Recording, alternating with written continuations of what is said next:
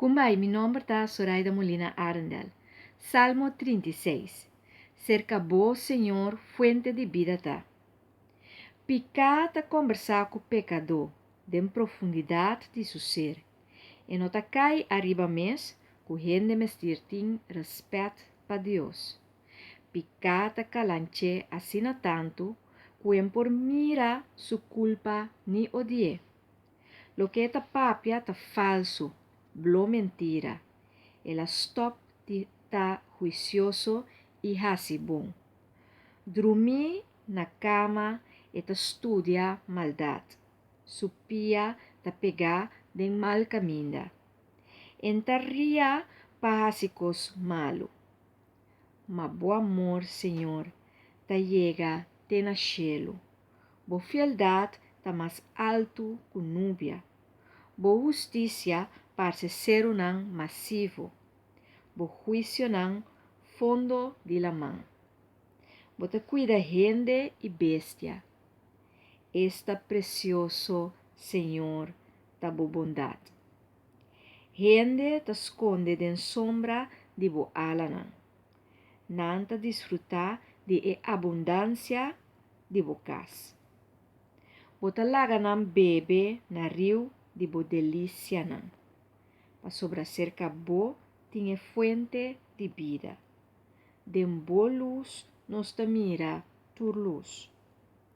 Sigue mostra bo amor na esnang ku conocebo. Bo justicia na esnang ku ta de bom voluntad. No laga pia de orgulhoso nang trapami, ni mang de pecador nang menasami. Ata malechor nang ya akai. Tumba abou nang no por lanta mas. Salmo 36. Cerca bo Senhor fuente de vida tá. Seguro ora nós te sentimos hopi afligir e nos não tem força mais, nós temos que back seca Senhor. Mas sombra eta é fuente de vida, é sunco te dona roceia, é sunco te dona vida. E nós temos que pedir-lhe para seguir alimentar-nos e animar-nos, motivar-nos para assim de verdade nos tem vida. E pergunta de Aueta: Kiko te strobabo e desanimabo? Kiko te strobabo para seguir e te lagabo cai?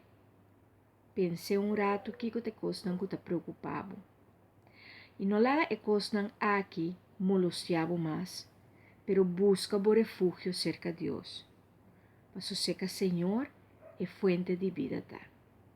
Ao escrevi alabanza para assina bobisa Senhor, que eta é fuente de vida.